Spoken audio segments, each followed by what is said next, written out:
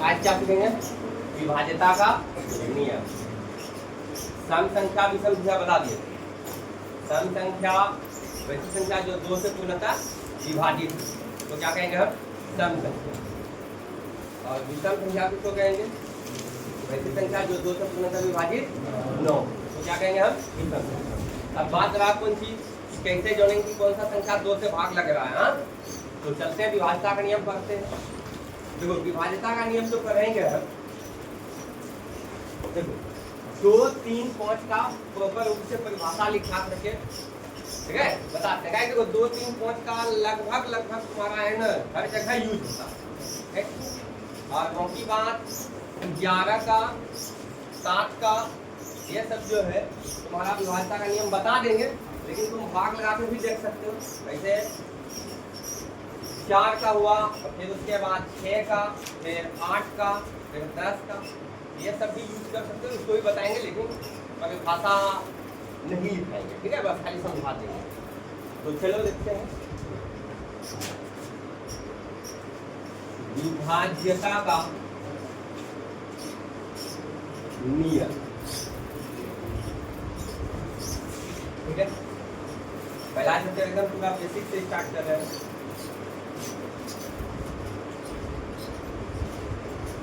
पहले सीखते हैं हम 2 से विभाज्यता का नियम।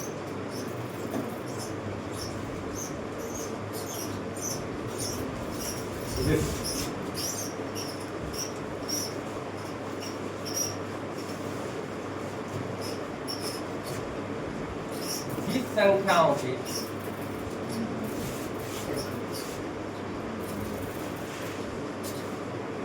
संख्याओं का इस संख्याओं का इकाई अंक, इस संख्याओं का इकाई अंक 0, 2, 4, 6 या 8, संख्याओं का इकाई अंक 0, 2, 4, 6 या 8 हो, वह संख्याएं 2 से विभाजित होती है। इकाई कहूँ सैकड़ा, हजार, हजार, ये तो अतावत अंक जो है 10 होता है 0 से लेकर के 9 तक, ठीक है।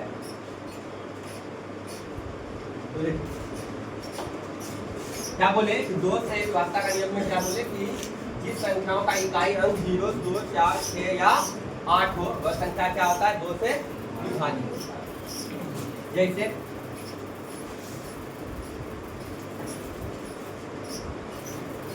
52 ले लीजिए, देखिए इकाई अंक पे क्या है? 2, इसका मतलब ये संख्या 2 से भाग लगे। 54 ले लिए, इकाई अंक पे क्या है? 4 है, तो 2 से भाग लगेगा। ऐसा रैंडमली कोई भी संख्या ले लेते हैं, कोई सा भी ले लो। अब जैसे ये संख्या ले ली, अब कोई पूछेगा क्या बताइए कि ये 2 से भाग लगेगा? बस कुछ नहीं करना, इसका अंतिम वाला अंक यानी इकाई अंक देख लो। अगर इकाई अंक इस सब में से कोई हो, जैसे 2, 4, 6 या 8, तो इकाई अंक अगर हम देख लिए इस सब में से 0, 2, 4, 6 या 8 में से, तो हम बोल देंगे तो 2 से भाग लगेगा। तो देखो इकाई अंक पे क्या दिख रहा है? 8 दिख रहा है, इसका मतलब ये 2 से भाग लगेगा, ठीक है। इसी तरह देखो इकाई अंक पे क्या है? 0 है, 2 से भाग लगेगा, ठीक है। जैसे अगर मान लो इकाई अंक पे ये आ जाती है, 2 से भाग नहीं लगेगा।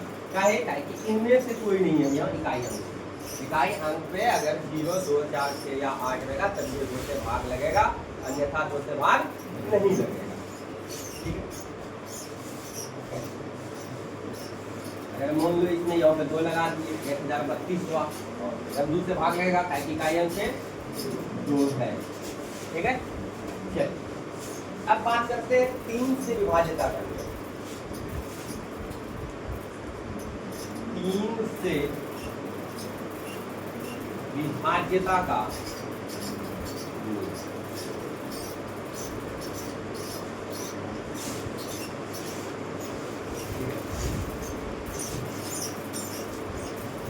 जिस संख्याओं के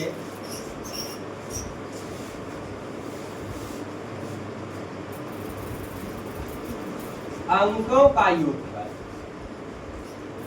अंकों का योगफल या योगफल 3 का गुणज हो।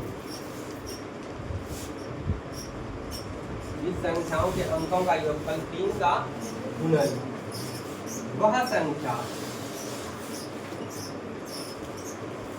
संख्याएं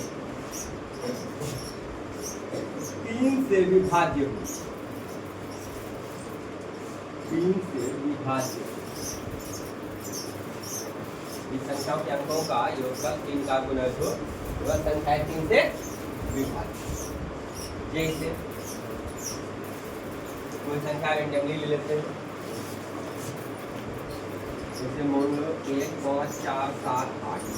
अब देखते हैं क्या ये 3 से भाग लगता है। ठीक है, तो देखिए नियम के साथ कैसे हम चेक करेंगे। ठीक है, इस क्या बोला है, जिस संख्याओं के अंकों का योगफल, इसका अंक ये सब 1 5 4 7 8, ये क्या है, अंक। अब इस अंक को जोड़ के देखते हैं, 1 जोड़ 5 जोड़ 4 जोड़ 7 जोड़ 8, 1 5 6 6 4 10 10 7 17 17 8 कितना हो गया, 25। 3 का गुणज नहीं है, इसी कारण ये 3 से भाग नहीं लगेगा। ठीक है, लेकिन मान लो कि हम एक डिजिट और डाल देते हैं। अब देखते हैं 1 जोड़ 5 जोड़ 4 जोड़ 2 जोड़ 7 जोड़ 8, अब कितना होगा, 1 5 6 6 4 10 10 2 12 12 7 19 19 8 27 27 3 का गुणज, 27 3 का गुणज। अगर तुम चाहो तो ये दोनों को भी जोड़ के देखो, 2 जोड़ 7 तक क्या 9। ठीक है, तो 9 3 का गुणज है। इसका मतलब या यहाँ पे भी ऐसे लिख सकते हैं, 3 का गुणज है, 3 का गुणज। इसलिए 1 5 4 2 7 8 3 से विभाज्य हो, 3 से भाग लगेगा। तो कोई भी संख्या हो, अगर जो हमको उसको देखना है कि 3 से भाग लगेगा कि नहीं लगेगा, बस कुछ नहीं करना, उसका अंक को जोड़ लेना। और अंक को जोड़ने के बाद देखना है कि 3 के भागों में आता है कि नहीं आता, या 3 से भाग लगता है या नहीं लगता। ठीक है, अगर जो हो 3 का भागम आ गया या 3 से भाग लग गया, ठीक है, तो समझ लो कि वो 3 से विभाज्य है। तुम और किसको जोड़ सकते हो, ऐसा कोई जरूरी नहीं कि 27 तक भी रखते हो। ठीक है, तुमको लग रहा है ये भी बहुत ज्यादा बड़ा संख्या है, इसको भी जोड़ो। 2 जोड़ 7 तक क्या 9, 3 के भागों में 3 से भाग लग रहा है, इसका मतलब ये 3 से विभाज्य है। ठीक है, बिना भाग लगाए हम बता रहे हैं। ठीक है, इस मेथड। अब आते हैं 5 का विभाज्यता। जब 4 का, चलो 4 का हम बता देते हैं। पहले जिसको परिभाषा लिखना था 5 तक वो बता देते हैं, फिर उसके बाद जो जो बचेगा, ठीक है, वो बस समझा दिया। 5 से विभाज्यता का,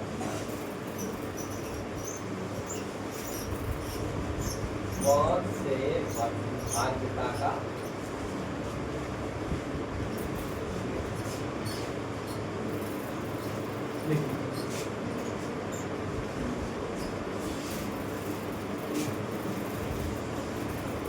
जिस संख्याओं का इकाई अंक, जिस संख्याओं का इकाई अंक 0 या 5 हो, जिस संख्याओं का इकाई अंक क्या हो, 0 या 5 हो, वह संख्याएं 5 से विभाज्य भी, वो संख्या है 5 से विभाज्य। तो देखिए जैसे 50, देखिए इकाई अंक क्या है, इसका मतलब ये 5 से विभाज्य। जैसे 55, देखिए इकाई अंक में 5, जैसे ले लिए 75, इकाई अंक में 5, और रेंडमली को बड़ा संख्या भी सकते हैं, इससे भी ज़्यादा, ठीक है। जैसे देखिए 100 या 1005, इकाई अंक में 5 या 0 होना चाहिए। ये सभी क्या है, 5 से भाग लगने वाला संख्या। अब बात करते हैं किसका छोटा, 4। तो देखिए पहले इसको उतारिए आप लोग, उसके बाद तब फिर 150 है उसके बारे में समझा देते हैं।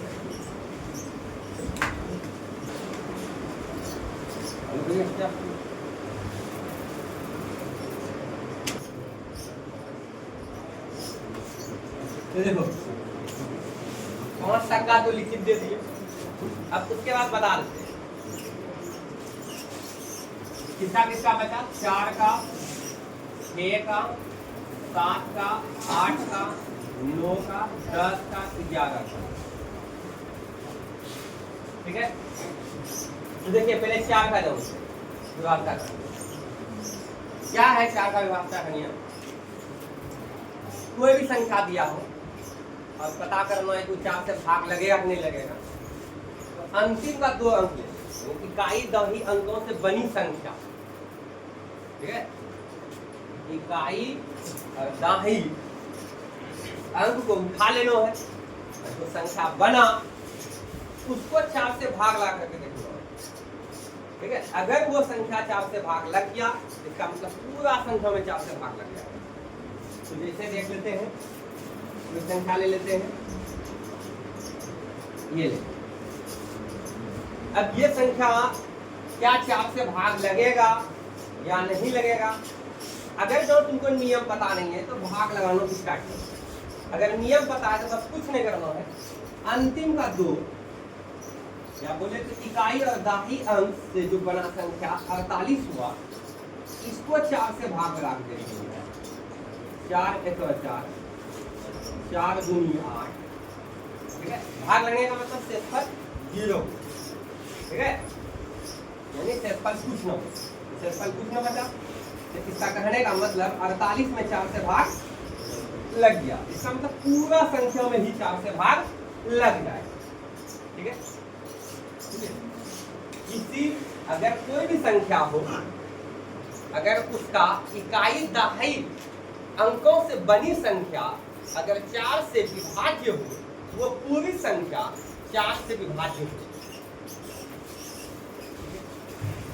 तो चलिए 4 का नियम आपको पता चल गया। अब आते हैं 6 का नियम। 6 का नियम क्या है कि अगर किसी संख्या में 2 से भी भाग लग रहा है, 3 से भी भाग लग रहा है, यानी 2 और 3 दोनों से भाग लग रहा है, इसका मतलब वो 6 से भी भाग लगेगा, यानी 6 से भी विभाज्य होगा, ठीक है। वैसी संख्या है जो 2 और 3 दोनों से विभाज्य हो, तो वह संख्या 6 से भी विभाज्य होगी। तो 6 का नियम समझ में आ गया। जैसे देख लेते हैं, जैसे इसी संख्या में देखते हैं 6 से भाग लग रहा है क्या भाई, ठीक है। इसी संख्या को देख लेते हैं, ठीक है। तो देखिए इकाई 2 का नियम क्या था कि अगर इकाई अंक 0, 2, 4, 6 या 8 रहे, किसी भी संख्या का इकाई अंक अगर 0, 2, 4, 6 या 8 रहे, तो वो संख्या 2 से भाग लगेगा। देखिए इकाई अंक 8 है तो 2 से भाग लगेगा भाई, ठीक है। अब देखते हैं 3 से। तो 3 का नियम क्या था, अंकों को जोड़ेंगे और अंकों को जोड़ने के बाद जो संख्या आएगा, ठीक है, वो देखेंगे 3 का गुणज है या नहीं। तो देखते हैं 1 जोड़ 2 3, 3 जोड़ 5 8, 8 जोड़ 4 12, 12 8 कितना हो गया 20 जो है 3 का गुणज नहीं है, अर्थात इसका मतलब 6 से भाग ये नहीं लगेगा, 6 से भाग नहीं लगेगा, ये 6 से भाग नहीं लगेगा। ठीक है, 6 से भाग नहीं लगेगा। 6 से भाग लगने के लिए 2 से और 3 से भी भाग लगना चाहिए, 2 से भी और 3 से, तब हम 6 से भाग लगा सकते हैं। तो अगर मान लो कि कोई संख्या, इसी को हम बना देते हैं, चलो अब ये संख्या लेंगे। ये संख्या जो है 2 से भी भाग लग रहा है, ठीक है। 3 से देखते हैं, 1 जोड़ 2 3, 3 जोड़ 5 8, 8 1 9, 9 4 13, 13 8 21, 21 जो है 3 से भी भाग, 3 का गुणज है, ठीक है। 21 जो है 3 का गुणज है, इसका मतलब 2 से भी भाग लग रहा है ये संख्या, 3 से भी लग रहा है, इसका मतलब 6 से भी भाग लगेगा। ये हो गया 6 का नियम। अब चलते हैं 7 का। तो 7 का जितना देर में तुम नियम लगाओगे उतना देर में तुम भाग लगा करके देखोगे, बात उतना नहीं पड़ता है, ठीक है। जैसे कोई संख्या उठा लेते हैं 7 से भाग लगने के लिए, ठीक है, 16 8 0 7, ठीक है, 16,807 ले लेते हैं रेंडमली कोई संख्या, देखते हैं ये 7 से भाग लगता है कि तो भाग लगा करके देखते हैं, और फिर नियम के साथ। अगर हम भाग लगा करके देखिए तो देखते हैं 7 से भाग लगता है कि नहीं लगता है। 7 दूनी 14, बचा करता 2, ठीक है। फिर 8 उतारे, 7 चौके 18, ठीक है। अब यहाँ से 0 उतारे, यहाँ से उतारने के लिए हमको एक ही डिजिट मिलता है। क्या भाग लग रहा है? नहीं भाग लग रहा है, यहाँ 0 लगा देंगे। फिर यहाँ से उतारेंगे, ठीक है। क्या अब भाग लग रहा है? ठीक है, यहाँ से कितना डिजिट उतारे हम भाई? 2 डिजिट उतारे। तो अब नियम से देखते हैं, अब नियम से देखते हैं क्या करना है। इसका इकाई अंक उठाना और इसका डबल करना। 7 गुनो 2 कितना हो गया? 14। अब ये 14 आगे हम जाकर के घटा, ठीक है। जिसका डबल किए उसको छोड़ देना, उसके बाद जाकर के घटा, ठीक है। तो 10 में 4 गया कितना हो गया? 6। यह बचा कितना? 7। 7 में 1 गया कितना हो गया? 6। फिर यहाँ 6, फिर यही प्रक्रिया बार बार दोहराना। 6 का डबल करना है, 6 गुना 2 कितना हो गया? 12। यहाँ 12 जाकर घटा दीजिए, 6 में 2 गया कितना हो गया? 4, ठीक है। फिर 6 में 1 क्या कितना हो गया? 5। फिर इसको तब तक करते रहेंगे, देखेंगे कि 7 का गुणज आ रहा है या नहीं आ रहा। देखते हैं 4 का डबल, 4 गुना 2 कितना हो गया? 8। 8 यहाँ घटा दो कितना हो गया? 7। देखिए यहाँ 7 आया, इसका मतलब ये 7 जो आया, ये 7 जो है 7 का गुणज है, इसका मतलब ये संख्या 7 से भाग लगेगा, इसलिए हम 16,807 7 से विभाज्य करेंगे, 7 से विभाज्य। ये हो गया 7 का। अब आते हैं 8 का नियम। 7 का हो गया, अब 8 का नियम। देखो 7 का नियम में जितना देर तुमको भाग लगाने में लगा, ठीक है, उतना ही देर या उससे बोलो तो तुम्हें ज़्यादा कम जो भी लग सकता है, कैलकुलेशन पे डिपेंड करता है, ठीक है। उतना ही समय लगा, जितना देर में तुम भाग लगा करके देख सकते हो, ठीक है। इससे अच्छा है नियम से कि भाग लगा करके ही देख सकते हो वो 7 से भाग लगता है कि नहीं लगता। चलो अब देखते हैं 8 का नियम। 8 का नियम क्या है? जैसे 4 का नियम बताए थे ना कि कोई भी संख्या हो उसका इकाई और दाही अंकों से बनी संख्या अगर 4 से विभाज्य है तो वो पूरी संख्या 4 से विभाज्य होगी। तो 8 में क्या है कि कोई भी संख्या है, ठीक है, अगर उसका इकाई दाही सैकड़ा के अंकों पर जो होगा संख्या, उससे जो बना संख्या होगा वही 8, वो जब 8 से भाग लग गया तो पूरे संख्या में 8 से भाग लग जाएगा। जैसे कोई संख्या ले लेते हैं 1 2 5 जैसे 8 4 5, ठीक है। फिर देखिए इकाई दाहिनी सैकड़ा पर जो अंक है उससे जो बना संख्या होगा, ठीक है 848। अगर ये 8 से डिवाइड हो गया, 8 से भाग लग गया, 8 से भाग लग गया, इसका मतलब पूरे संख्या में 8 से भाग लग जाएगा। अब वाकई में 8 से ये भाग लग रहा है, ठीक है 8 108, 8 छके 48, ठीक है ये देखिए पूरा भाग लग रहा है, ठीक है 8 से अगर इस तीनों अंतिम का 3 संख्याओं में 8 से भाग लग गया, जिसका मतलब पूरे संख्या में 8 से भाग लग गया। ये हुआ 8 का नियम। अब चलते हैं 9 का। 9 का क्या है, 3 के जैसा ही नियम। 9 का नियम 3 के जैसा है। तो 3 का नियम क्या था कि कोई भी संख्या है उसके अंकों को जोड़ के देखेंगे, अगर 3 का गुणज हो गया इसका मतलब वह संख्या 3 से भाग लगेगा। तो 9 में भी वही है, कोई भी संख्या दिया है अगर उसके अंक को जोड़ देंगे और देखेंगे कि 9 का गुणज है या नहीं है, अगर 9 का गुणज हो गया इसका मतलब वो संख्या 9 से विभाज्य होगा। जैसे देखते हैं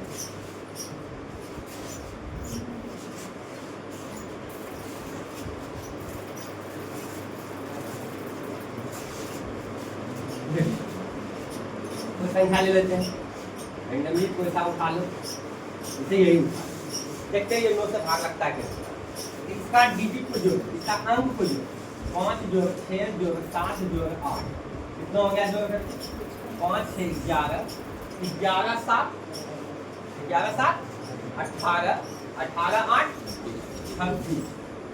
तो 26 जो है और जोड़ सकते हो 6 2 8, ठीक है 8 जो है 3 का गुणज नहीं भैया, 26 के हुई बात करते हैं तो 26 जो है सॉरी 3 का गुणज बोलते हैं, 9 का गुणज नहीं, 26 9 का गुणज नहीं।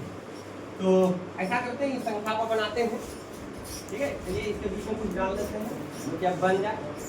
अब देखो 5 जोड़ 6 जोड़ 1 जोड़ 7 जोड़ 8, अब देखता हूँ क्या 5 6 11 11 1 12 12 7 19 और 19 8 27। ये देखिए 9 का गुणज है 27, 9 का गुणज है 9 को भाग आ रहा है यानी 9 से भाग लग रहा है। इसका मतलब ये पूरे संख्याओं में 9 से भाग लगेगा, पूरे संख्या में 9 से भाग लगेगा। ये हो गया 9 का नियम। अब आते 10 का।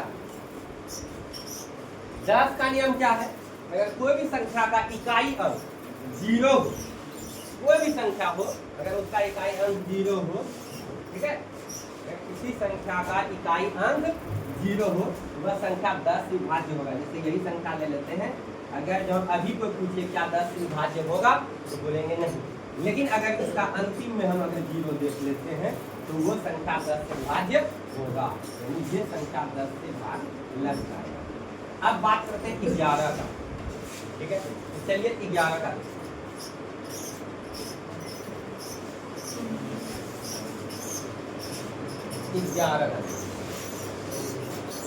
देखिए कोई भी संख्या का सम स्थान पर के अंकों की संख्या और विषम स्थान पर के अंकों की संख्या का अंतर अगर 11 का गुणज हो या 0 हो तो वह संख्या 11 से विभाज्य हो। क्या बोले हैं कि अगर कोई संख्या है उसका सम स्थान पर का अंक को जोड़ लेना है और विषम स्थान पर के अंक को भी जोड़ लेना है, और जोड़ने के बाद जितना आएगा उसको घटा के देखना है, यानी उसका अंतर निकालना। अगर अंतर 0 आ जाए या 11 का गुणज हो तो वह संख्या 11 से विभाज्य होगा। इसे कोई संख्या ले लेते हैं 1331, ठीक है तो देखिए एक जो है विषम संख्या पर, ठीक है विषम स्थान पर, इसका स्थान जो है विषम नंबर, ठीक है फिर विषम स्थान पे ये संख्या, ठीक है अब इसको जोड़ते हैं 3 जोड़ 1 4 हो गया। अब सम स्थान पर के अंक को जोड़ते हैं, सम स्थान पर के अंक को जोड़ते हैं, ये 3 हुआ ये 1 हुआ, 1 जोड़ 3 कितना हो गया 4। अब इस दोनों का अंतर लेते हैं, अब इस दोनों का अंतर लेते हैं, 4 घटा 4 कितना हो गया 0।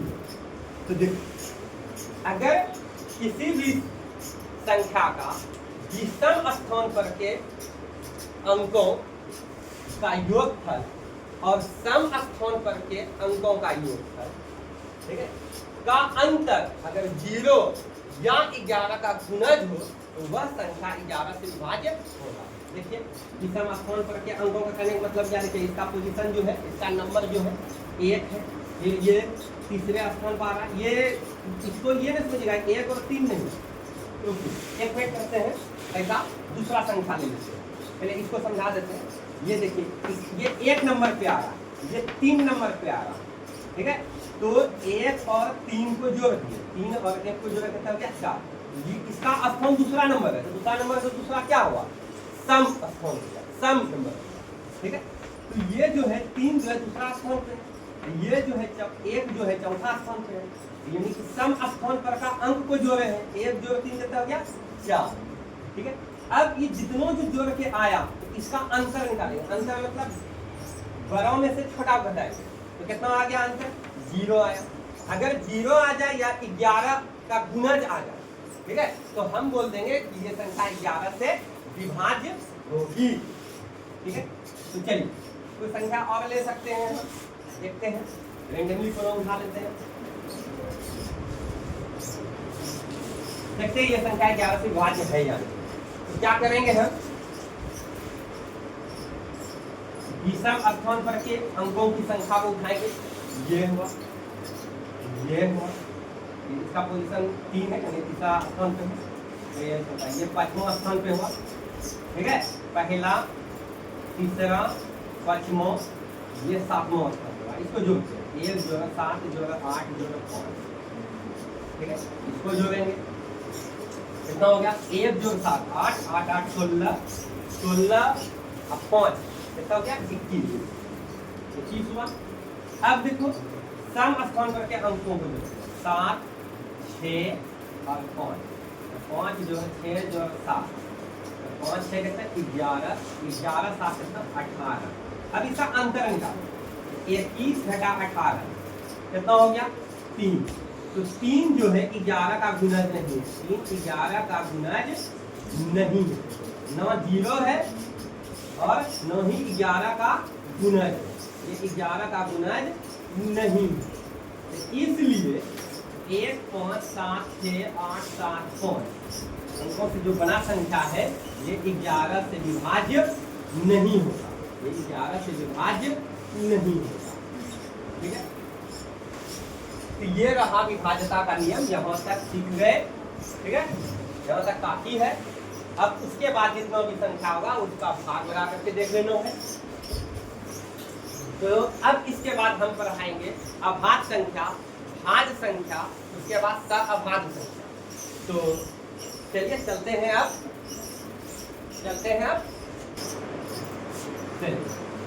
तो कौन सा संख्या बोले अभाज्य संख्या पर,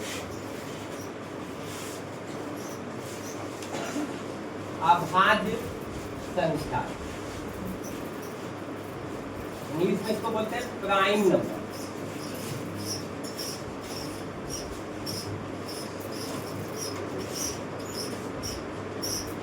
अभाज्य संख्या प्राइम नंबर, ठीक है। इसका दूसरा नाम भी है हिंदी में, ठीक है, इसको ऋण संख्याएं भी बोलते हैं, ऋण संख्या। तो चलिए देखते हैं क्या होता है अभाज्य संख्या। किताबी परिभाषा है 1 से बड़ी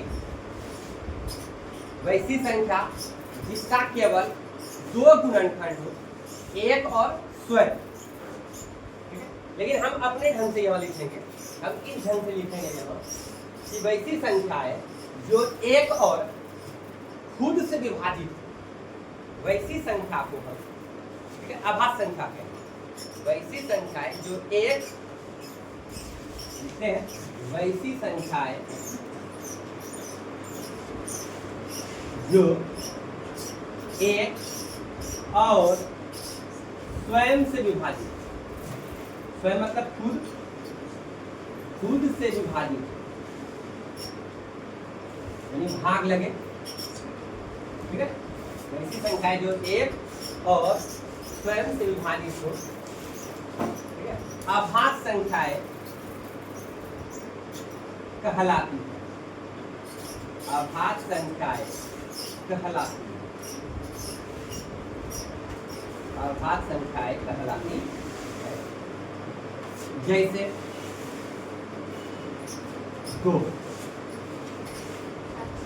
दो जो है वैसी संख्या है जो कि एक और ये खुद से भाग लगेगा, यानी दो से ही भाग लगेगा, ठीक है, ये अभाज्य संख्या हुआ।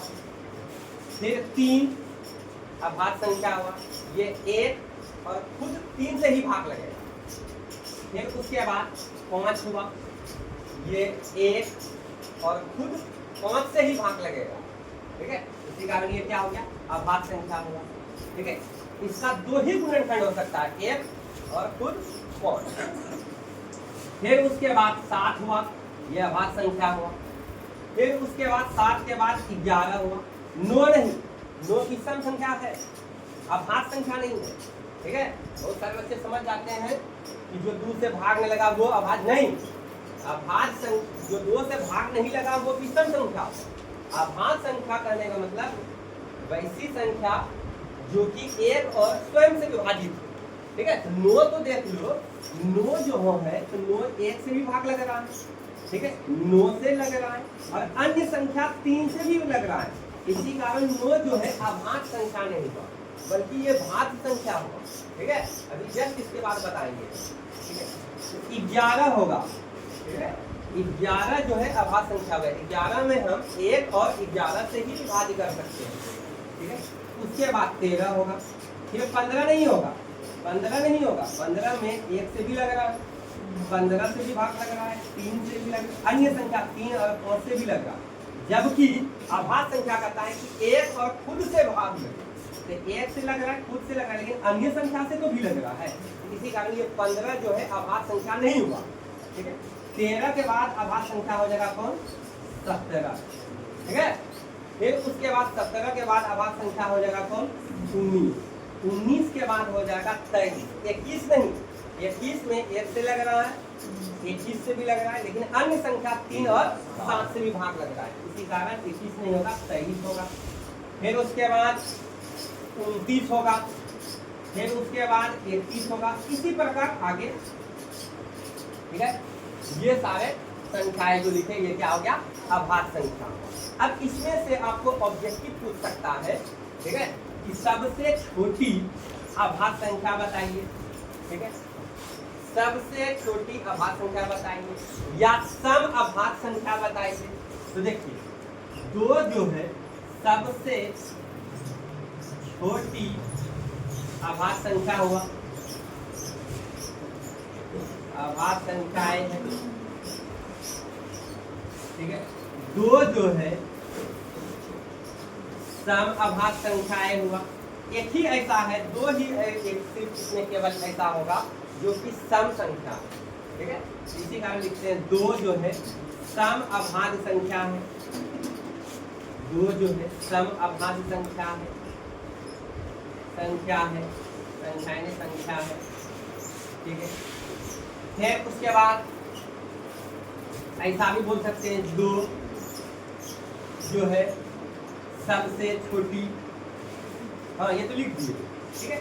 ऐसा बोल सकते हैं 3 जो है सबसे छोटी, सबसे छोटी विषम अभाज्य संख्या है, विषम अभाज्य संख्या है, ठीक है। 3 सबसे छोटी विषम अभाज्य संख्या है।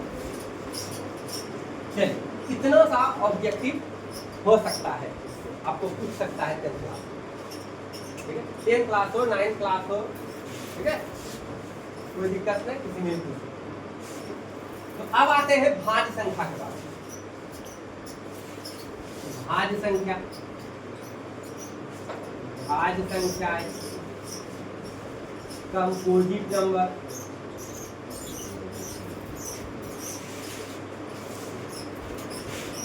या इसको हम यौगिक संख्याएं भी बोलते हैं, यौगिक संख्याएं भी बोलते हैं।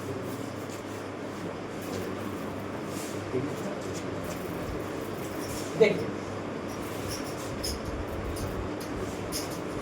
क्या हुआ, भाज्य संख्या के बारे में बात जो करें, तो वैसी संख्याएं जो एक और स्वयं से विभाजित हो तो अभाज्य संख्या, इसमें बस थोड़ा सा एक चीज जोड़ देते हैं, वैसी संख्याएं जो एक स्वयं और अन्य संख्याओं से विभाजित हो तो वह संख्या क्या कहलाएगा?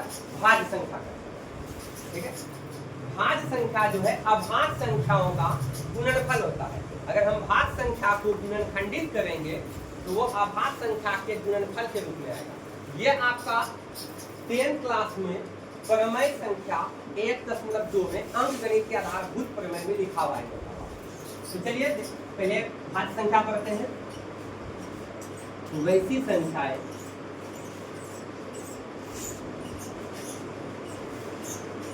जो एक दो स्वयं और अन्य संख्याओं से विभाजित या विभाज्य हो। वैसी संख्या जो एक दो स्वयं और अन्य संख्याओं से विभाज्य हो, भाज्य संख्याएं कहलाती हैं। भाज्य संख्याएं कहलाती हैं। जैसे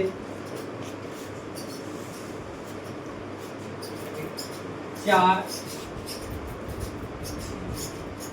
6 8 9, देखिए 9 भाज्य संख्या। ठीक है, 10 12 14 15 भाज्य संख्या। 16 18 20 21 22 24 25, ये सभी जो है भाज्य संख्या है। ठीक है, अब इसमें से अगर ऑब्जेक्टिव पूछेगा भी इससे तो क्या पूछ सकता है? सबसे छोटी भाज्य संख्या बताइए। तो सबसे छोटी भाज्य संख्या कौन हो गया? 4 सबसे छोटी भाज्य संख्या है।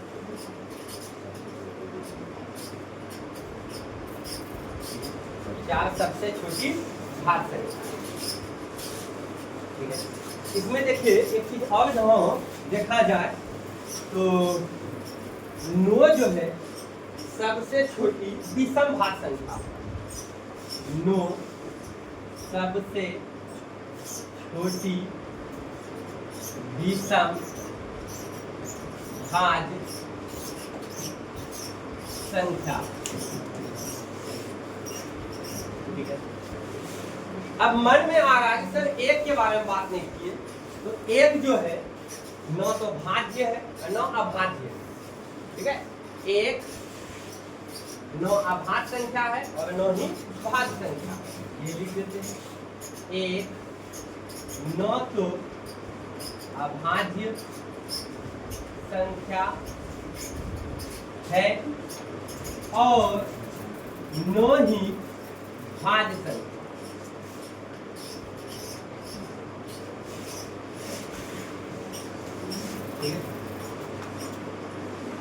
अब बात दरअसल है कौन सी? कब बोलोगे कि एक ऐसा क्यों नहीं सर? ठीक है, तो एक परिभाषा क्या है अभाज्य संख्या का? ठीक है, कि एक से बड़ी वैसी संख्या है जिसका केवल 2 गुणन। ठीक है, इसका सिर्फ 2 गुणन, एक से बड़ा होना चाहिए, यहाँ तक एक है। ठीक है, अगर जो देखा जाए इसका सिर्फ एक ही गुणनखंड है, एक खुद। ठीक है, तो इसलिए एक को जो है न हम अभाज्य कहेंगे और न हम भाज्य कहेंगे। ठीक, तो चलिए अब चलते हैं सअभाज्य संख्या। सअभाज्य संख्या को प्राइम नंबर, को प्राइम नंबर।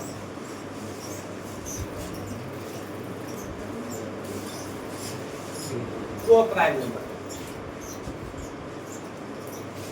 वैसी संख्याएं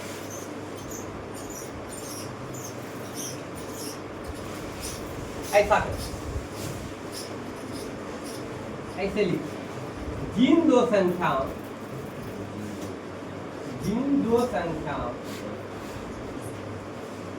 का मोसो यानी एचसीएफ एक हो, जिन दो संख्याओं का मोसो यानी एचसीएफ एक हो, वे संख्याएं सअभाज्य संख्याएं कहलाती हैं। सअभाज्य संख्याएं कहलाती हैं। ये संख्याएं सअभाज्य संख्याएं कहलाती हैं। अब बात रहा क्या कि सर एचसीएफ हमको नहीं आता, हम कैसे जोड़ें? ठीक है, एचसीएफ हम सिखा देंगे। इसके बाद अभी हम सिखाएंगे अभाज्य गुणनखंड करने के लिए, फिर उसके बाद अभाज्य गुणनखंड विधि से एचसीएफ सिखा देंगे, फिर भाग विधि से भी एचसीएफ सिखा देंगे। ठीक है, फिर यूक्लिड विभाजन एल्गोरिथम जो है उसके द्वारा भी तुम मोसो निकालने की सीखो। चलिए, जिन दो संख्याओं का मोसो एक हो वे संख्याएं सअभाज्य संख्या कहलाती है। जैसे एक, जैसे और कोई संख्या 2 3, देखिए इसका एचसीएफ निकालेंगे, ठीक है, इसका मोसो निकालेंगे, या बोला जाए तो इस दोनों संख्याओं में जो उभयनिष्ठ संख्या है वो सिर्फ एक ही है। ठीक है, उभयनिष्ठ मतलब दोनों में जो मिला, जैसे देखिए 2 और 3 है, 2 1 2 3 1 3, तो एक ही मिल रहा है। ठीक है, उभयनिष्ठ ये संख्याएं जो है क्या है, सअभाज्य है। फिर अब ले लेते हैं 3 5, इसका भी एचसीएफ निकालेंगे तो एक ही होगा।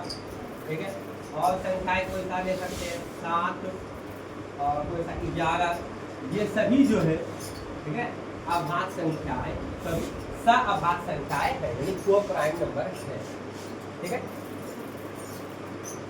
चलिए अब इसके बाद हम सीखेंगे अभाज्य गुणनखंड।